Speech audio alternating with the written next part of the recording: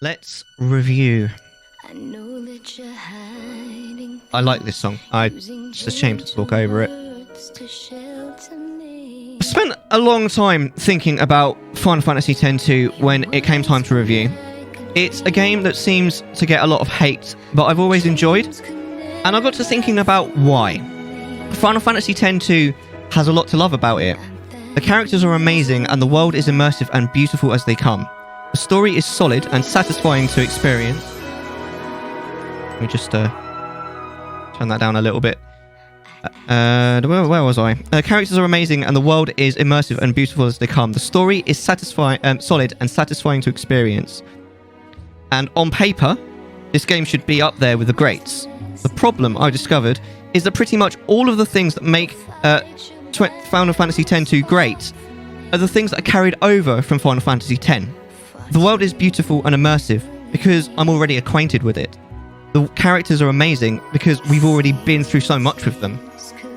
This got me thinking about what Final Fantasy X-2 actually brings new to the table, and I came to the realization that it's really not very much. The combat system was changed from turn-based back to a more traditional, for Final Fantasy, time-based system, which adds urgency to the battle and can up the ante, but can also be frustrating. The sphere grid system was replaced with a much more standard and arbitrary leveling system for stats, while dress spheres add abilities passively the more you use them. Both these things make for solid gameplay, but crucially, neither of them are an upgrade from 10, in my opinion. The characters that are new to X-2 are pretty disappointing too. Nuge, Gipple and Barreleye serve important plot roles and yet have very bland personalities that I don't find even slightly endearing. Nowhere is this starker than with Pain. I know some people quite like Pain, but I'm sorry, I don't see it. She has almost no personality and seems to spend the entire game completely at odds with the somewhat happy-go-lucky tone that the game clings to until near the end.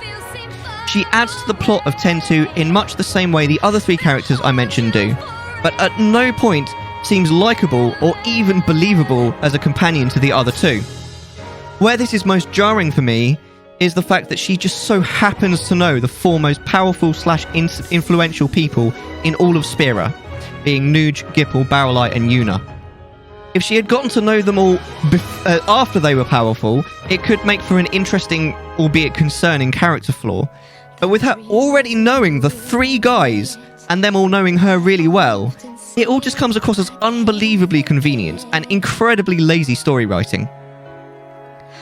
This brings me onto the story, which, as I said, is solid and satisfying to experience, but it's also lazy in places, fairly predictable, and devoid of even vaguely interesting plot beats, with the story writers choosing instead for a fairly standard by-the-numbers narrative, which I have to say is rare for a Final Fantasy title. And here I am starting to realise why a lot of people didn't like Final Fantasy X-2. It rides the coattails of Final Fantasy X just a little bit too hard, while not really bringing anything of note to the table. I think part of the issue may be that Final Fantasy X was so good that there really wasn't much that could be improved, and yet they tried anyway. Credit where credit is due, the minigames are a marked improvement from the terrible minigames of 10, which was the only glaring issue of 10 anyway. I still wouldn't say that they are great though. The Gunner's minigame in Besaid is fun for about 10 minutes. The Lightning Rod Tower pressing buttons minigame is total bullshit, and only the Sphere Break card game provides a time occupier that is a genuine joy to play on multiple playthroughs. Going into just a little bit more detail about the combat, I have to say that the job system is implemented really well mechanically, with the use of only 3 main characters, and the idea to have them change their apparel depending on which job is being performed is visually appealing and helps the player keep track of exactly what's going on. I have to admit though, I never quite understood the fan servicey way that it's implemented. It doesn't seem to fit, as I've never really seen much fan service in any other of the other Final Fantasy games I've played. On the subject of the job system, one thing I did notice was that even with a total of 14 roles, not including what was added in the remaster, there were still way too many abilities to keep track of, and so a lot of the abilities simply go unused unless in very specific situations against a very particular, often not mandatory boss. This is a definite downgrade from 10, where I can confidently say that most of the moves got used at least uncommonly, if not regularly. To put this in perspective, I estimate that there to be between 100 and 150 separate abilities in Final Fantasy X-2, but I likely completed the game having used 20 to 30, with 15 to 20 of them being used regularly.